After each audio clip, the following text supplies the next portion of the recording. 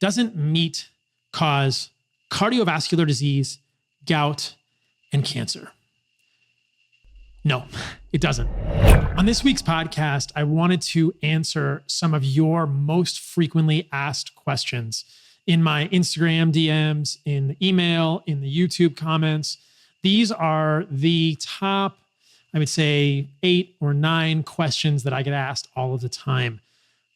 Those who listen to the podcast frequently will know many of my answers to these questions, but in this podcast, I will do my best to keep it high level and not get too granular with regard to research. I'll probably show some studies, but many of my podcasts do get pretty detailed, and I want to keep this one high level. If you want more details for any of the answers to these questions, you can reference previous podcasts that I have done. I've done podcasts answering every single one of these questions that are over an hour in length. On this podcast, I'm going to try and answer 8 or 9 questions in that amount of time. So if you want a deep dive for any of these questions, search my podcast on YouTube, search my podcast on Spotify or Apple, wherever you listen to podcasts, and you will find in-depth deep dives on all of these with tons of science. So let's get into the first most frequently asked question and get this party started. So the question is, what is insulin resistance and how can I be metabolically healthy?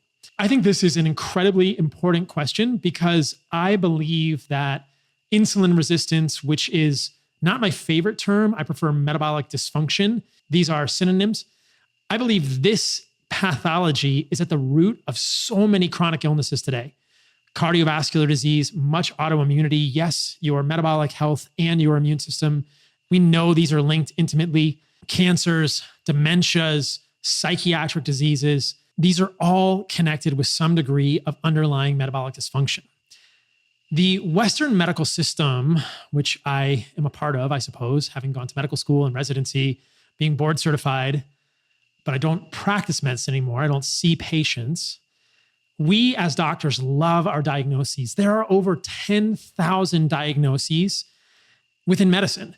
And I think that this is in part due to our flawed paradigm of diagnosis. We want to categorize things into individual pigeonholes.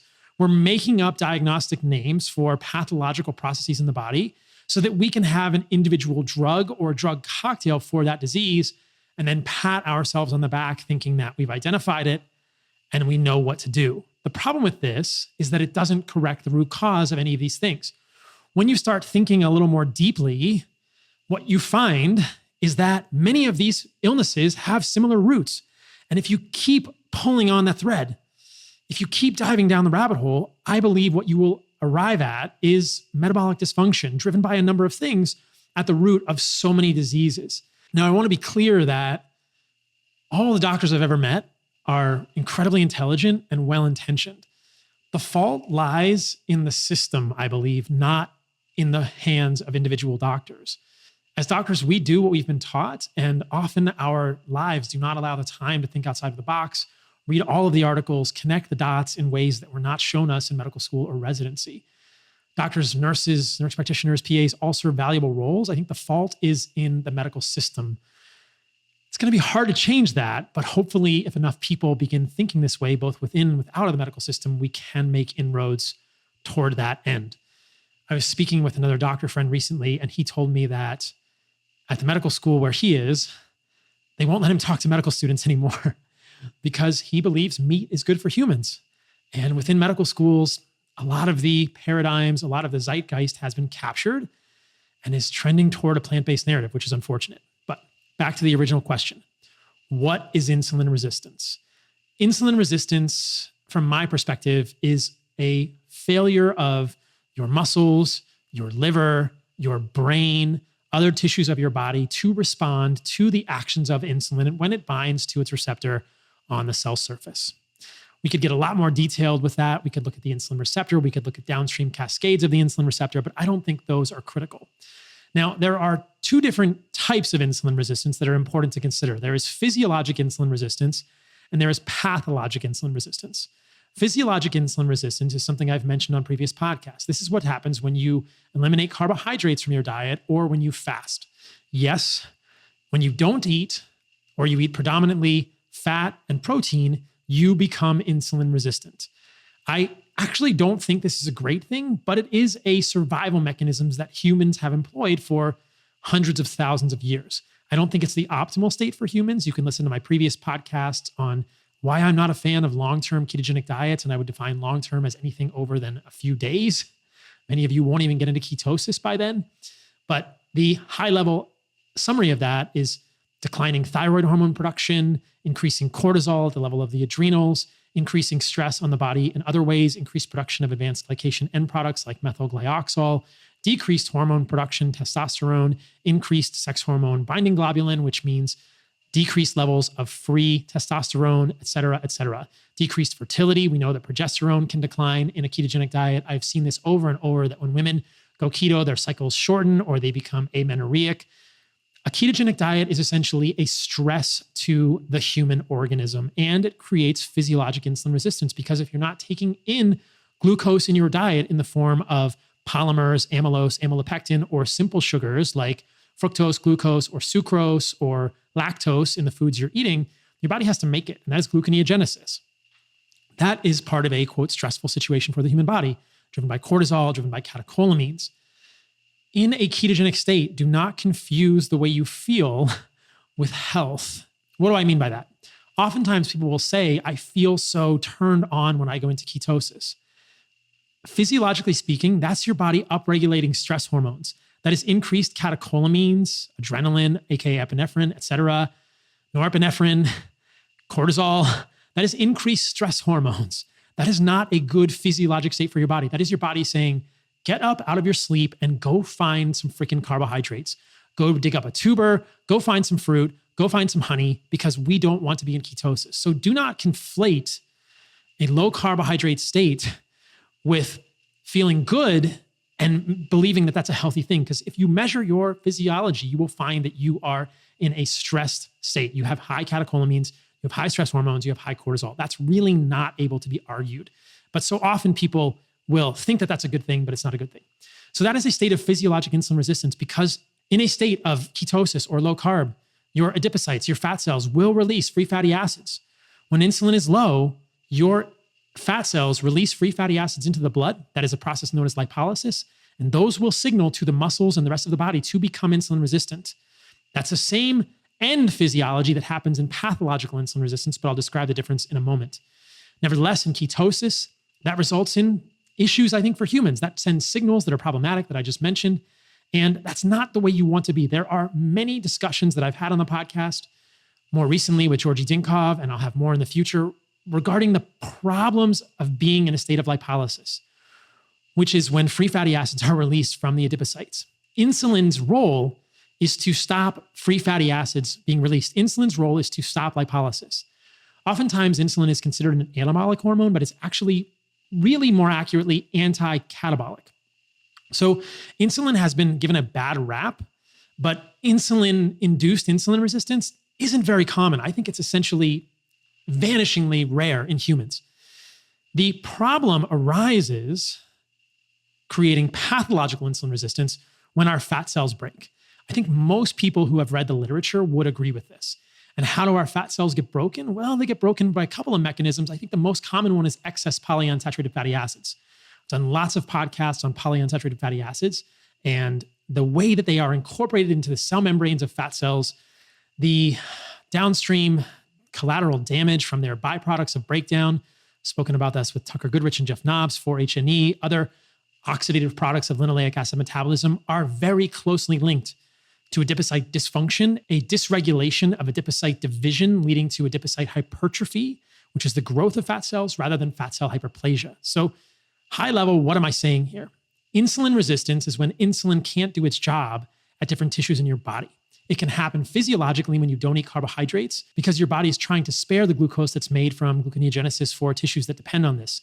Testicles, red blood cells, your brain, kidneys, adrenals a little bit. But in a state of pathological insulin resistance, you have stuffed your fat cells with way too much polyunsaturated fatty acids, which are accumulating in your body. You don't get rid of them very easily like you can with monounsaturated or polyunsaturated fats.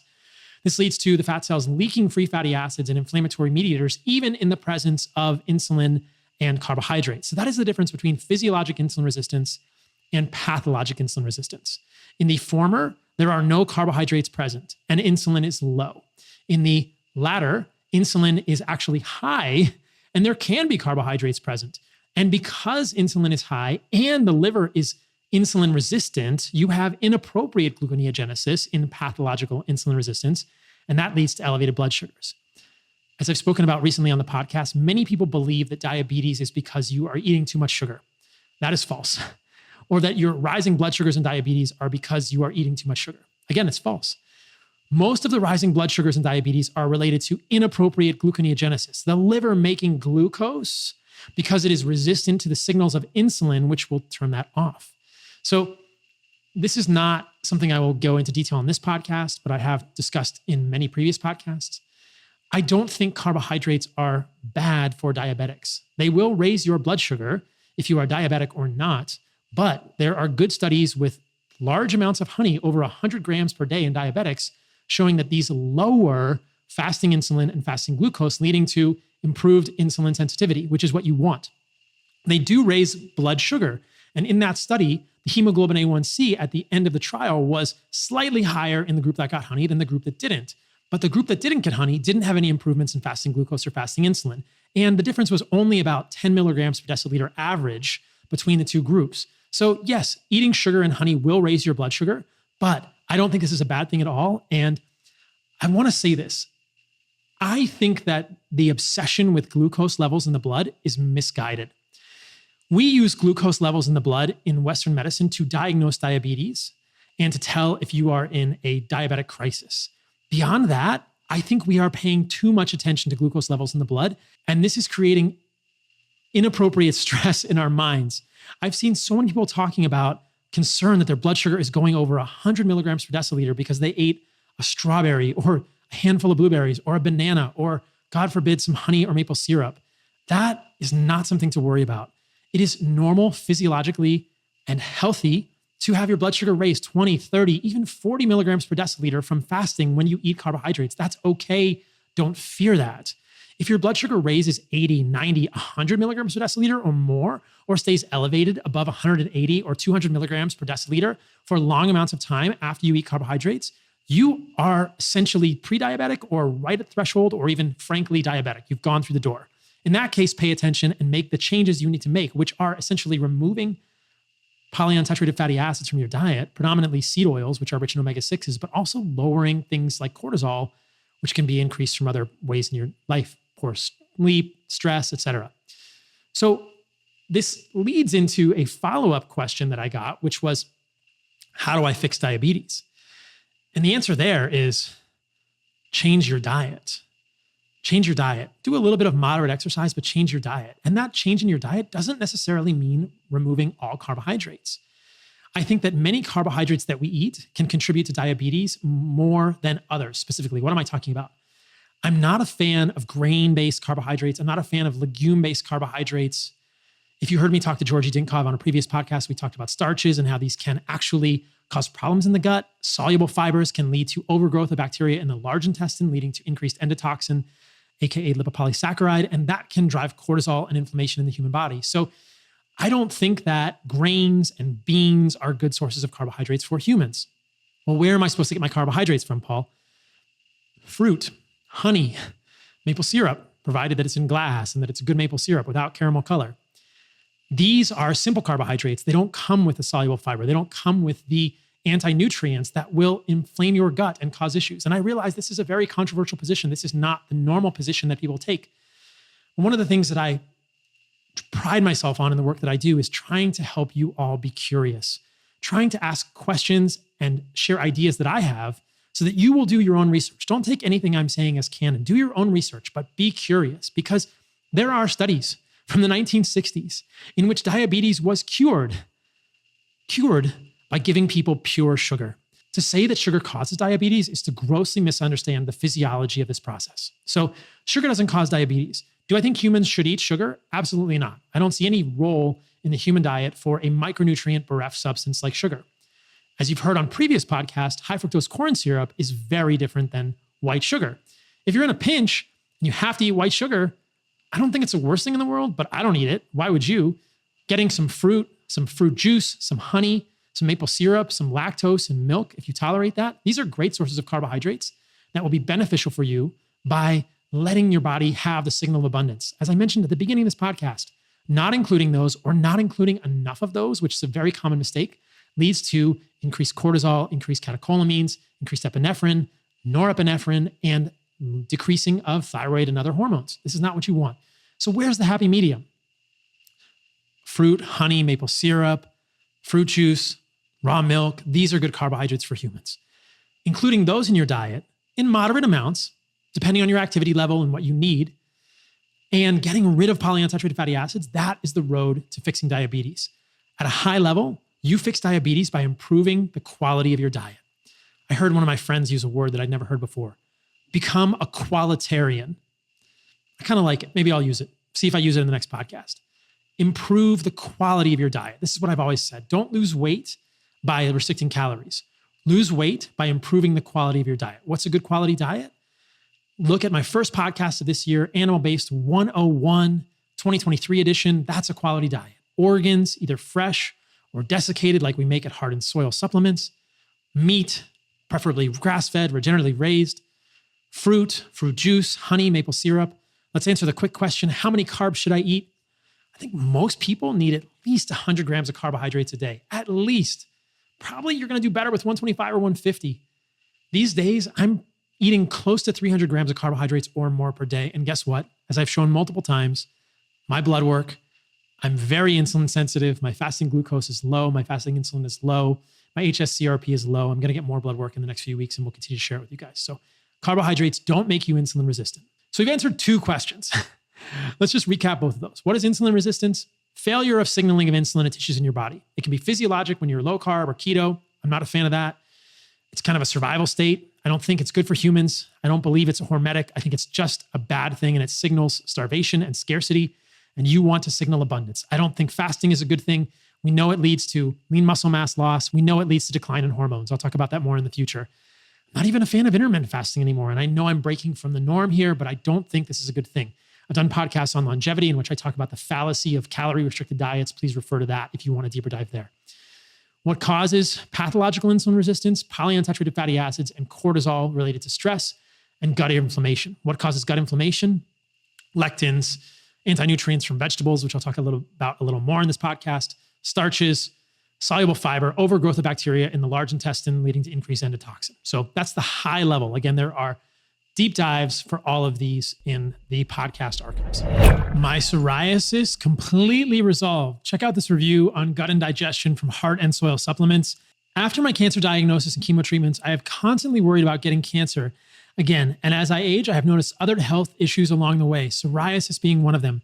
Over the years, I never really understood how food and products in your household and on your skin could affect those things and how toxic our environment really is. I started following Paul Saladino, have learned much about diet and household products. He then led me to trying Heart and Soil because I realized I wasn't getting enough animal products in my diet, especially liver or any of the digestive organs. After researching the benefits of liver and the organs, I decided to start with gut and digestion to get my digestive system right. Along with diet and Heart and Soil supplements, I was able to clear my psoriasis and have worried less about my cancer returning. When I ran out of supplements, I definitely noticed a difference in how I feel. I highly recommend these supplements. Thanks to Paul Saladino, his team at Heart and Soil, and his videos, I have been able to take my health back. You can find Gut and Digestion at heartandsoil.co. Gut and Digestion contains tripe, which is stomach, intestines, pancreas, liver, and spleen, all of the digestive organs, and the anecdotes, the comments, the reviews of this are amazing. There are, simply put, unique compounds in the gut that are important, that are essential for healing your gut. So many things trigger issues in the gut. I talk about it in this podcast. So many things trigger inflammation, endotoxin, damage to the gut. If you need more organs in your diet, like so many of us do, check out Gut and Digestion at heartandsoil.co. Next frequently asked question, doesn't meat cause cardiovascular disease, gout, and cancer? No, it doesn't. In my book, The Carnivore Code, I wrote some great chapters about this. That is an older book. And what's interesting about writing books is that when you freeze your ideas in kryptonite, they often grow and evolve because we are humans. But my views on those things have not changed at all.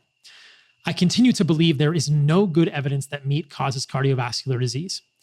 The only thing that a vegan or a plant-based advocate or someone who is trying to vilify meat with regard to cardiovascular disease could point to are observational epidemiology studies. Studies where there's no experiment done, it's just a survey. And what happens is that sometimes in some Western populations, people who eat more meat do tend to have more cardiovascular disease. Well, in Asia, the men that eat the most red meat have the lowest rates of cardiovascular disease, and the women who eat the most red meat had the lowest rates of breast cancer specifically, I believe. And that's a very big study. In fact, that's a conglomerate of multiple studies with over 200,000 participants, if I recall properly. So what's happening in the US? Well, the high level is that we've been told meat is bad for us for so long that the only people that eat red meat these days, other than the listeners of this podcast, of course, are people who are doing other unhealthy behaviors. People who are riding motorcycles, smoking cigarettes, going out at night, partying. You can take those for what you want in terms of your value system, but who eats vegetables? Who eats less red meat? Who eats chicken and fish? Well, people that are higher socioeconomic status, people that get mammograms and colonoscopies and don't smoke and play tennis on Sundays. So you can see what's happening here. This is unhealthy user bias and healthy user bias, respectively, or what I'm describing in an observational study from which you cannot draw causative inference. So meat doesn't cause cardiovascular disease. Why do we even think that in the first place? Well, because of these observational studies, ignoring the ones in Asia, and probably because the saturated fat in red meat raises LDL. Well, what else do we know about more saturated fat and less polyunsaturated fat in the human diet? Well, that type of a change, while it raises LDL, lowers oxidized LDL and Lp(a). The latter two markers are much better indicators of cardiovascular health and cardiovascular outcomes than LDL itself. What we know in Western medicine is that LDL, low density lipoprotein, is a really crappy metric for cardiovascular disease risk. Some may say, what about ApoB? ApoB is essentially the same thing as LDL. There are a few other particles that carry ApoB other than LDL, VLDL, and Lp(a) included in that, but ApoB will track with LDL the majority of the time. And guess what? If you eat saturated fat and you limit seed oils, your ApoB is going to go up a little bit. But if your thyroid works well, and you are getting enough carbohydrates, your LDL and your ApoB won't go up that much, but any rise in ApoB would trigger the alarm bells of most physicians today. And I think there's not much good evidence at all to say that an isolated rise of ApoB or LDL in someone that is insulin sensitive carries any increased risk of cardiovascular disease. Again, I've done many podcasts on deep dives on this. I'm giving you guys high level here. You can go back and listen to those if you want. But there are multiple studies that show that in individuals with high HDL, quote unquote, low triglycerides, and elevated, quote, LDL, there is very little to any increased risk of cardiovascular disease. That is a healthy triad. Most recently, my LDL was 130 milligrams per deciliter. That's the lowest it's been in a while. And I attribute that to probably improved thyroid function as I've increased carbohydrates, perhaps related to getting my iron stores down a little bit. You can listen to previous podcasts if you're curious about what's going on with that and why I'm doing phlebotomy right now. But what is consistent on my blood work is that I am insulin sensitive, a fasting insulin of less than 3.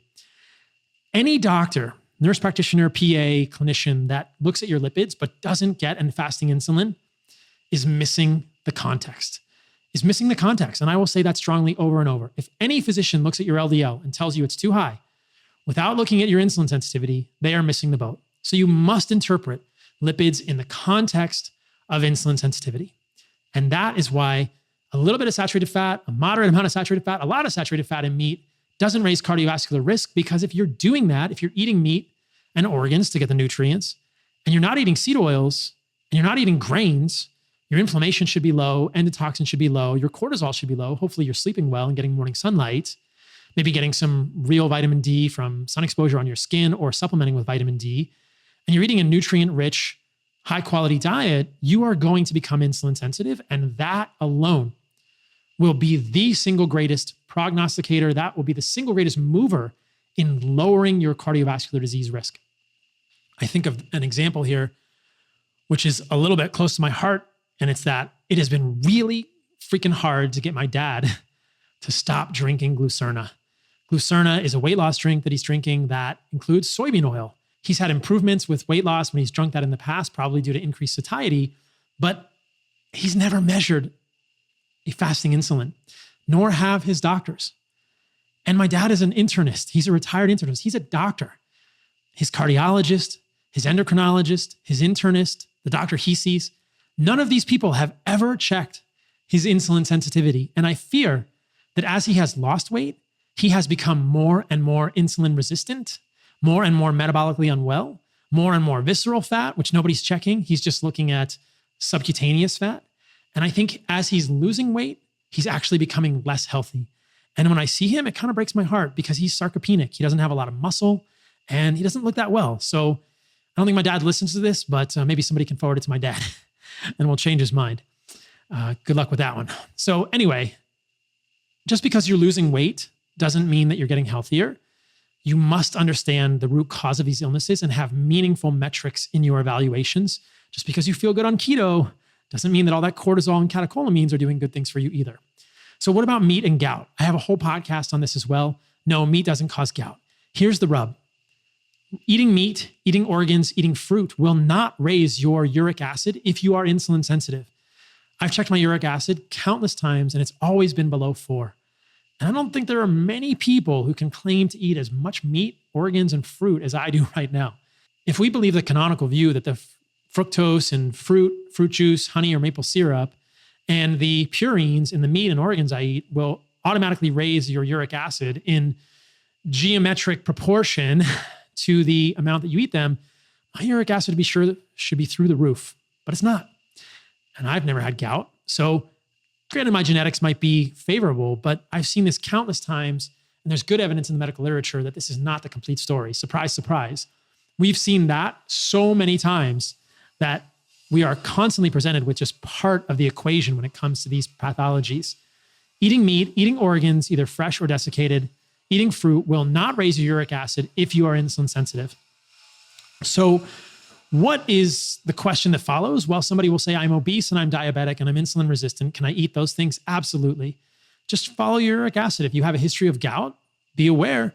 And maybe you can't eat as much of those things until you get insulin sensitive. But I will tell you this, if you have insulin resistance, changing your diet can improve your insulin sensitivity in a matter of weeks. This was a hotly debated, contested, and I think often overlooked issue during the last viral debacle. People would say to me when I was really passionate about the lack of discussion of metabolic health and dietary quality change in the mainstream narrative that how can you expect someone who's obese to improve their diet and they won't be able to improve their diet or lose enough weight quickly enough to decrease their risk of pathology related to the virus? I said, well, you can improve your insulin sensitivity pretty damn fast if you change the quality of your diet. So regardless of where you are, I think many of the same interventions work. If you have a history of gout, maybe don't eat quite as much meat or as many organs or as much fructose, but manage those things and quickly you will become insulin sensitive or improve your metabolic dysfunction to a point that you can gradually increase those foods. Those foods didn't cause it. They're not the root cause, and they are the most nutrient-rich sources of nutrition and nourishment for you. Last one is cancer. Doesn't red meat cause cancer? Again, the answer is no. There's no good evidence that red meat causes cancer. This gets into a whole mTOR conversation. Again, there are many podcasts going deeply down this rabbit hole. Look, mTOR, the mammalian target of rapamycin, is essential for proper human health. You activate it when you work out. You activate it when you lift weights. You activate it when you exercise. You activate it when you fast. You cannot avoid mTOR. And you won't avoid mTOR by avoiding meat because carbohydrates also activate mTOR. Anything that builds your body up and makes it strong activates mTOR. Don't fear mTOR. Don't overemphasize AMP kinase. You don't want to overfast. In fact, I don't think you should fast at all. You will always have periods where mTOR is low because you'll be sleeping. Unless you're sleepwalking and sleep eating Cheetos and polyunsaturated fatty acids and foods that are high in starches that are irritating for your gut, you'll always have periods where your mTOR is off. That's all you need, in my opinion. We really don't have good evidence that eating meat triggers excess mTOR, and this directly leads to cancers or any of these issues. This is a conflation of the medical data, and I would recommend that you listen to my deep dive podcast and read the chapter of my book in which I talk about that. Just because there are people known as Laurent dwarves that don't have high rates of cancer and don't have mTOR doesn't mean that turning on mTOR by doing things like eating meat, which creates healthy, strong bones and muscles and ligaments and protects you from age-related muscle loss and sarcopenia and fractures, which are the real killer, doesn't mean that that will lead to cancers. In fact, I think that the main drivers of cancer are excess lipolysis, permeability of fatty acids, permeability of cell membranes related to excess polyunsaturated fatty acids, and underlying insulin resistance. Yes, we're back to the same pathologies. Meat doesn't cause cancer. The WHO report on that is incredibly corrupt. You can listen to my breakdowns of that in the past. There's a great article by one of the members of that committee, David Klurfield, who was on the committee in 2015. The reanalysis and the more detailed analysis came out in 2018. The majority of members of that committee were vegans and vegetarians, and so many studies were left out of that consideration. There were only 14 observational studies, I believe, give or take a few studies in that analysis. They left out all of the interventional studies. They did not include any animal studies in the WHO judgment. And 8 of those 14 studies, if I remember properly, showed no association between red meat and cancer. 6 did, but only one of those 6 showed that that association was statistically significant. And that one study out of 14 is why the WHO believes that meat causes cancer. That's crazy. And that single one study was done in Loma Linda, California, which is a known Seventh-day Adventist community, a group where healthy user bias and unhealthy user bias are very strong because the mainstream narrative in Loma Linda is that if you are eating meat, you are doing something that is bad for you. And the people that are eating meat in Loma Linda are very rebellious. And in fact, in that study, you can see that the people who ate meat will also very much more likely to be obese and diabetic and unwell. And yet that is where the association between red meat and cancer came from. Well, does diabetes increase your rate of cancer? Yes. Does obesity? Yes. Is red meat? No. Red meat's getting pulled into the fray inappropriately. So don't blame red meat for the things that grains that are irritating for your gut, seed oils, high fructose corn syrup. Listen to the last week's podcast about the differences between that and sugar or sucrose. Those are what are causing the problems, not red meat, but often red meat gets pulled in. One of the other interesting questions I get asked frequently is, how did we evolve to eat meat? Well, none of us has a time machine. I wish we all did, because it would be a really interesting excursion adventure, and it would settle a lot of online debate if we had a time machine. We could go back to so many different times in history, but certainly I think that I would go back to prehistoric times, hunter-gatherer times, maybe the moment, maybe the series of years, maybe the time when our primate ancestors came down out of the trees. The most accepted theory now is that 2 to 3 million years ago, there was a shift in the topography in the East African Rift Valley. I've been there. I've seen these places. They're pretty amazing. And that those were where the first, quote, Homo genus individuals arose from Australopithecines, Homo habilis, Homo erectus. There's a place called the Latoli Gorge where we see footprints that are millions of years old. Skeleton of Lucy was discovered near there, which is one of the earliest Australopithecus fossilized remains that we have. But somewhere there was a change from Australopithecus to Homo erectus, Homo habilis, Homo heidelbergensis, and eventually Homo sapiens. And I think a very compelling hypothesis is that what happened in the time was that we began eating more meat. We know that our brains became much more powerful and large during that period as well. If you look at the size of the, quote, human and human history brain, we see that for millions and millions of years as primates, our brains stayed the same size. And then they gradually started to rise as we were Australopithecus. And then somewhere around Homo erectus, they really began to grow in size. And that is also the time period in which we see things like stone tools, cut marks on bones, fossilized remains of animals, and mass graves of animals, suggesting there was a massive increase in hunting around that time, providing us with unique nutrients, calories, saturated fats, DHEA, EPA, micronutrients like pyridoxine, vitamin B6, riboflavin, folate, livers full of vitamin A, all sorts of nutrients that were in short supply. Prior to that, when we were mostly frugivorous or omnivorous primates or primate hominids eating very little amounts of meat, perhaps previously scavengers, when we could hunt our own animals, we had much earlier access to the organs, to larger bounties of fat and organ meats and muscle meats, which provided calories and, again, unique nutrients for humans. So that is a very interesting hypothesis. Wrapped into this discussion is the very factual, true statement that animal foods contain so many nutrients that are not found in plant foods, which is why a vegan diet doesn't work well, which is another frequently asked question I get. What nutrients might be missing on a vegan diet? Well, creatine, carnitine, choline, anserine, taurine, vitamin A in a bioavailable form, in the retinol palmitate form, as opposed to beta-carotene, significant amounts of riboflavin. How about zinc that's bioavailable, selenium? The list goes on and on. Biotin, it is a huge list of nutrients that are really only available in significantly bioavailable forms in appreciable quantities in animal foods. And every single one of those nutrients that I just rattled off has critical roles in human biology and allows us to be optimal humans in terms of fertility, virility, libido, strength, recall, mental clarity, reaction time, athletic performance. We critically need those nutrients.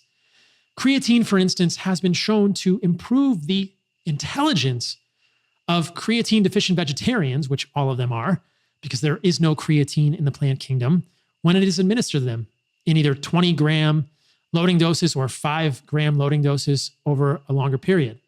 But vegetarians improve card sorting and memory tasks when they are given creatine, a nutrient that is exclusively found in meat. The counter plant-based argument is that we can make creatine in our bodies. And yes, we do, but we don't make nearly enough. And we know that human bodies they soak up, they store, they use creatine from our diets immediately. They store it, they use it, and they love it. And it makes us stronger and faster. Creatine is one of the most researched ergogenic performance-enhancing substances in our medical literature, and it is exclusively found in animal foods in appreciable quantities. How much creatine is optimal? A few grams a day, which you can get in a pound of meat. Or if you really want to load, you can do supplementation with 20-gram loading doses. But most of us who eat a pound plus of meat per day are probably getting plenty of creatine over time. The loading dose, again, is 5 grams of creatine per day, an amount found in just over 2 pounds of meat. So that's a lot for most of us. But I think that if you're eating slightly less than that, you might need a longer time than a month to actually load and fill your muscles with creatine. But getting enough creatine is crucial. Creatine makes us smarter, and there's no creatine in plant foods. So I think we evolved to eat meat. I believe that eating meat made us human. That's an assertion that I wrote in my book, The Carnivore Code. And I believe that eating organs made us human. I believe that meat is the royal meat, quote unquote, and this is eating organs as well. You guys all know that I'm a huge fan of organs. I'll do podcasts in the future about the benefits of liver and other organs. If you want to get more organs in your diet, get them fresh, get them desiccated like heart and soil, however you want to get them. But again, the nutrients in organs are different than the nutrients in meat. You cannot get enough riboflavin just eating muscle meat. You maybe could get enough riboflavin if you add in some fruit and some plants in there. But again, the most bioavailable sources, the best sources of riboflavin, which are essential for proper methylation, are things like heart and liver. There's not much riboflavin in muscle meat. There's not a lot of folate in muscle meat. There's not a lot of copper in muscle meat, which is needed to balance zinc. There's not a lot of biotin in muscle meat. The list goes on and on. Having organs is like the jelly to the peanut butter. Yeah, muscle meat is a good thing to have in your diet. There's a lot of it on an animal when you kill it. But all animals, all hunter-gatherer tribes go for the organs first. That's what I saw when I was with the Hadza in Tanzania in 2021. So answered kind of 2 questions there. How did we evolve to eat meat, and what nutrients are deficient on a vegan diet? Let's go into the next one, which is, are organs necessary? I started to answer that one quickly.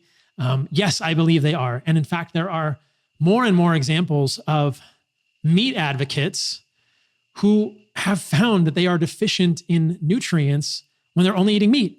So Michaela Peterson recently posted on her social media that she was folate deficient, something that I'd been telling her for years and saying was going to be a problem. She was also probably deficient in riboflavin, vitamin A, and other things that are not found in muscle meat. Yeah, you can get some of that stuff in eggs, but organs are the best source of those. So now Michaela's including liver in her diet, and I think that's going to improve her folate status massively. Now, why do we need folate? Well, any woman that's thinking about conceiving needs folate, so you might want to test that. We know that folate deficiency is connected with neural tube defects. And so folate is also essential for methylation, which drives so many reactions, hundreds of reactions in our bodies, the formation of neurotransmitters, the breakdown of toxins in our diets. You need methyl groups from folate. Riboflavin is also found almost exclusively in organ meats, heart, and liver. And that one is essential for the functioning of the MTHFR enzyme, the methylene tetrahydrofolate reductase enzyme. If that doesn't function well, if you have polymorphisms at 677 or 1298 positions on that, you will have an elevated homocysteine, another independent risk factor for cardiovascular disease. So yes, organs are essential in the human diet. They are never left out of any hunter-gatherer diet. How can you get them in? Start with liver. Get a half an ounce per day, the amount of a quarter. Or eat it frozen, eat it sauteed, eat it grilled. If you don't want to eat fresh liver, get desiccated organs. Again, heart and soil supplements has your back covered. Then eat some heart. I love heart. It's high in coenzyme Q10, high in riboflavin. Interesting, unique peptides found in heart. And as I've talked about with Georgi Dinkov, heart also has testosterone. The heart seems to be protected from the catabolic effects of cortisol in the human body, and the testosterone serves part of that role. So heart contains testosterone. I eat probably 5+ ounces, maybe 6 ounces of heart every single day, and I love it. I grill it You can also get heart and desiccated organs, which are easily found. Like I said, heartandsoil.co. What other organs am I loving right now? Thymus.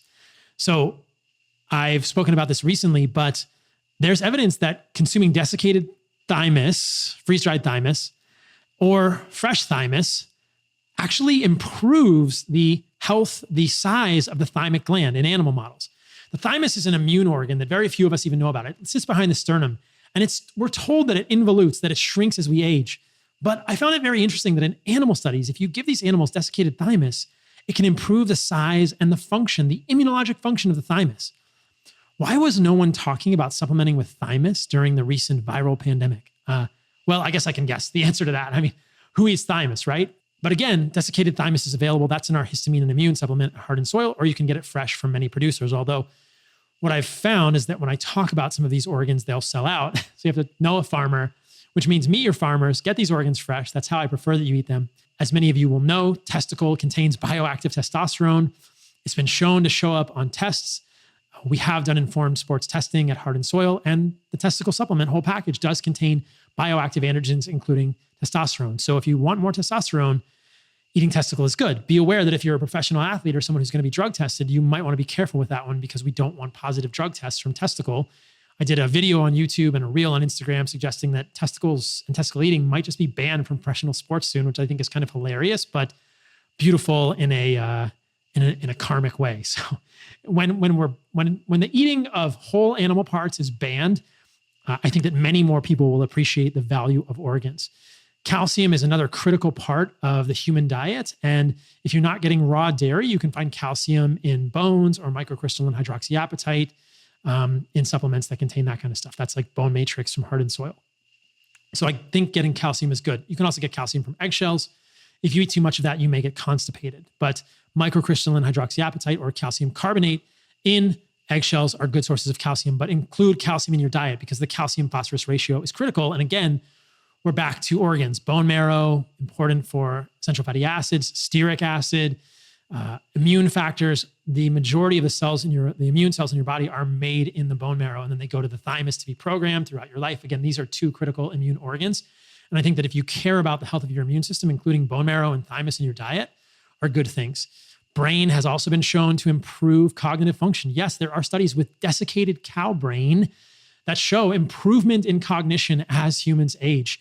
And when the researchers tried to use plant-derived phosphatidylserine, their hypothesis was that it was the phosphatidylserine in the brain that was improving the cognition. It had no effect. So we've not been able to replicate that improvement in cognitive function with desiccated brain by using plant-based derivatives of similar compounds found in brain. So there are probably other nutrients that we're not aware of, peptides, cofactors, et cetera.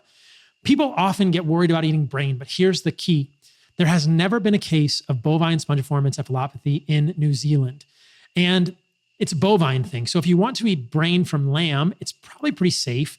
But if you want to eat cow brain, all of our supplements from Heart and Soil are sourced from New Zealand. There's never been a case of bovine spongiform encephalopathy there. That one is mood, memory, and brain. And so if you want to see what desiccated brain does for your mental capacity, check that out, or get some fresh lamb brain in the US. You can't get cow brain legally in the US, and there have been cases of prion diseases, including bovine spongiform encephalopathy in the US. They're very rare. I think it's probably pretty safe to eat cow brain under the radar, but you better know where you're getting it from, and it's technically illegal.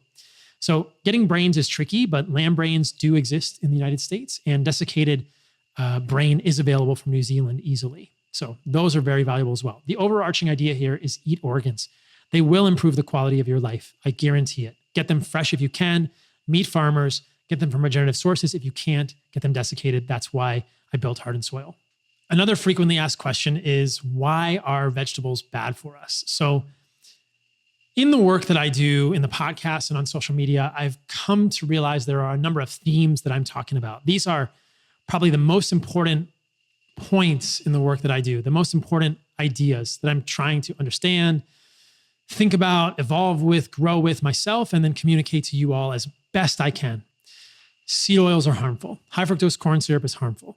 Artificial sweeteners are harmful. And probably the least important one of those four, but still the four things that I think are harmful for humans are vegetables. The way to frame this in my mind is this. If you're thriving, don't worry about this. If you want to eat some onions or some garlic on your food, and you don't have an autoimmune disease, and it doesn't give you tons of gas or a rash or interrupt your sleep or make you smell like garlic and nobody wants to be around you too much, then fine, do it. It's okay. But I think that for those of us who have autoimmune diseases, I have eczema and psoriasis, or those of us who have sensitive guts, there is some validity to considering the wild notion that vegetables, the leaves, stems, roots, and seeds of plants contain defense chemicals, and they may not be helping us with our issues. And I have seen so many times, hopefully we'll get a formal study on this soon, but I've seen so many times, which is a lot of anecdote, admittedly, but I think when you have tons of anecdote, it's hard to ignore, and you should start forming some hypotheses and moving on them or experimenting, either yourself or doing your own research. I've seen so many times that people's autoimmune diseases, gut diseases, inflammatory bowel diseases, irritable bowel syndrome, even psychiatric illnesses get better when they get rid of vegetables. So I think there's something here. Does everyone need to get rid of all vegetables? Probably not. But I don't believe that vegetables are foundationally, fundamentally healthy for humans. I named this podcast Fundamental Health many years ago. I was at a gym in Seattle. Shout out to Seattle Bouldering Project. I was asking my friend, what should I name my podcast? Fundamental Health. And so I try to talk about things that I believe are fundamentally healthy in this podcast and things that I don't believe are fundamentally healthy. And I think historically, vegetables, the leaves, the stems, the roots and seeds of plants were survival food at best. Yeah, we ate them. Yeah, hunter-gatherers eat them a little bit today, but really only when they're starving. Go visit the Hadza.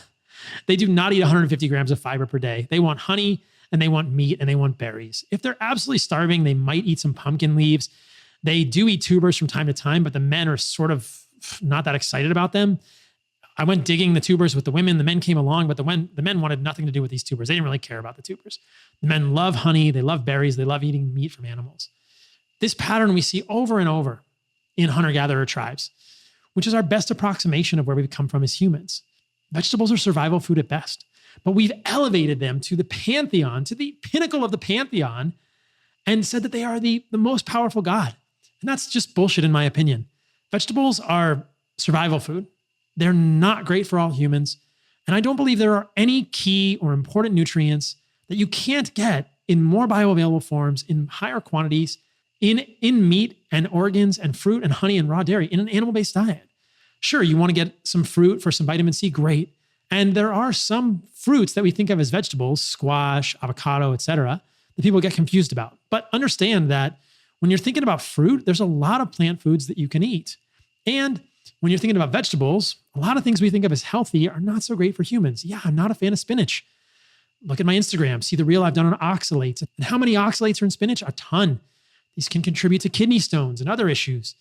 Look at turmeric, tons of oxalates in turmeric. There are so many foods, almonds, that have lots of oxalates. These can accumulate in joints, cause kidney stones, not great for humans. Lectins, carbohydrate-binding proteins found in things like beans and grains, strongly appear to cause issues in the human gut.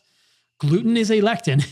It is perhaps the canonical lectin that causes inflammation in the human gut, leading to regression of the small intestinal villi and the autoimmune disease known as celiac. And there is a growing awareness of the fact that some people who are not technically celiac also have pretty bad negative autoimmune reactions to gluten in wheat, in barley, in triticale, in glutinous grains. These are not healthy for humans. Even non-glutinous grains, I think, are not great for humans. We know that rice contains arsenic and heavy metals.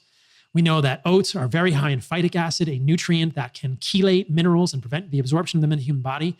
There are much better ways to get carbohydrates in your diet, as I've mentioned, fruit, honey, raw dairy, maple syrup, etc. Vegetables, even leafy greens like kale. Kale's bullshit. You guys have seen me with that t-shirt or that hat. I don't think it's great for humans. It contains compounds of the family from isothiocyanates that will inhibit the absorption of iodine at the level of the thyroid. And though kale is perhaps not the most concentrated source of isothiocyanates, things like Brussels sprouts, chard, etc., these have been shown to contain meaningful amounts of isothiocyanates that can significantly impair thyroid function in the amounts we consume them in the human diet. I've shown that study multiple times in the past. So the leaves of plants are not something that plants want us to eat, and they contain defense chemicals.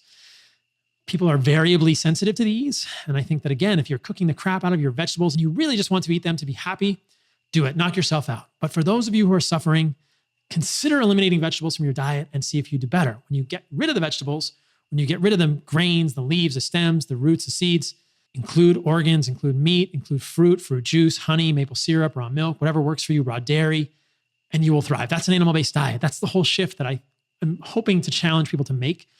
I don't think that's the ideal diet for everyone. That's perhaps too restrictive for some people, but I think that diet is a really great starting point for people and includes enough to make it interesting. It includes all the nutrients you need to thrive. That is unquestionable. I've done chronometer on my daily diet, on animal-based diets multiple times and shown that on my podcast and YouTube that everything on chronometer at least is in adequate amounts, is in spades in my diet. And I would challenge anyone to show me any nutrients that are deficient in my diet.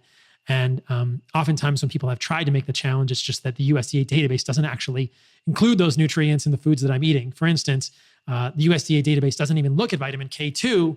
So it might say that the diet that I'm eating is deficient in vitamin K, but that's an absurdity because we know there's a lot of vitamin K2 in things like liver, even in muscle meat, in egg yolks, in animal fats. These are very rich sources of this in my diet.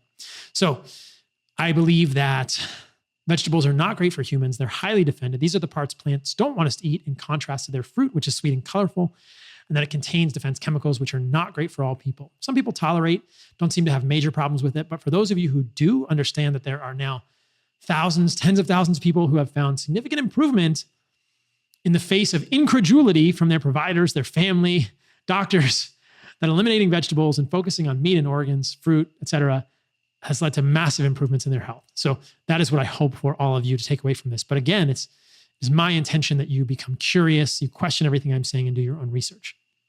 So I answered this question earlier in the podcast, but does an animal-based diet have any nutrient deficiencies? I don't believe so, but it depends how you construct it.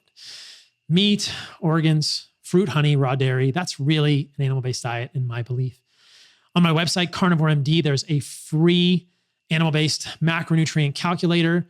And I think that if anything, many of you are not getting enough carbohydrates. So lean into the carbohydrates. Think about protein at the level of 1 gram of protein or 0.9 grams of protein per pound of body weight. As a starting point, that can come from dairy, it can come from cheese, it can come from meat, it can come from organs. Get your carbohydrates from fruit, from honey, from raw dairy, etc. And I think that you don't need a ton of fiber in your diet. I think fiber is highly, highly overrated. Insoluble fiber, maybe it just passes through the gut. Maybe it even binds up some endotoxin in the gut, but I have some serious concerns about soluble fiber. Resistant starches that have been, again, also like vegetables, just elevated to the deity status, are pretty harmful for humans in that they could increase endotoxin at the level of the gut, increase lipopolysaccharide by feeding populations in the large intestine and then leading to inflammation throughout the human body, endotoxin leading to triggering of TLR4, et cetera, all these kinds of discussions that I've been talking about more recently. So that, I think, is the formula for a healthy diet. And I think that if you eat that way, you will not develop nutrient deficiencies. What else do I believe you should do? I think you should get out in the sun a little bit. If you can't get out in the sun, then I think you should take a vitamin D supplement. How much? It'll depend on you. 2,000, 3,000, 4,000 IUs per day. Check your vitamin D. 40 is probably the cutoff. Living in Costa Rica, I don't take any supplements other than hardened soil supplements, which are desiccated organs. And my vitamin D is around 75. If you want to know all of my blood work, you can listen to the multiple blood work podcasts I've done. I just want to add at the end of this podcast that another frequently asked question I get is, which blood work should I get? There are many labs that I think are useful, and I will list them here. You can pause, you can write them down. I've done multiple podcasts showing my blood work. I think emulating something like that is a good place to start. But the trick about blood work is that you must know how to interpret it or work with someone who is going to be savvy enough to do it. So the basics are things like a complete blood count and a comprehensive metabolic panel. I would add to that a basic lipid panel. I don't really find much value in an NMR lipid panel. If you want to get it, knock yourself out. I do think an LP(a) is valuable. I think getting a fasting insulin is essential. I think getting a homocysteine is critical. And I would also get a full hormone panel. What do I mean by that? Get a prolactin, get estrogen, which is estradiol and estrone sulfate, get testosterone, free and total, get DHEAS, get progesterone if you're a woman, get cortisol, maybe AM and PM. Think about your cortisol to DHEA ratio. Get an iron study, get ferritin, get transferrin saturation, get iron saturation, get TIBC, get total serum iron, get a PTH, which should be low. It should be in the lowest quartile, because if your PTH is above the bottom quartile, I don't think you're getting enough calcium, and that leads to problems. Get a full thyroid panel, free T3, free T4, total T3, T4, TSH, reverse T3, maybe antibodies, anti-TPO and antithyroid globulin. I think that's a good place to start for most people, but that's a pretty comprehensive lab panel, and most doctors won't run anything anywhere near that. So in this podcast, I wanted to talk about the frequently asked questions, the high-level stuff that I get asked, just to give you guys an idea, a reference for many of you. As I've said, there are many podcasts which go into detail on all of these topics, and you can search on Spotify, Apple Podcasts, or YouTube, Carnivore MD and a topic, and you'll find what I've talked about it. Everything in here has a deep dive, at least an hour, probably 3 to 4 hours of deep dive, science-heavy articles for you to really examine this and think about what is best for you and your health. And that's why I do what I do. So see you guys in the next podcast.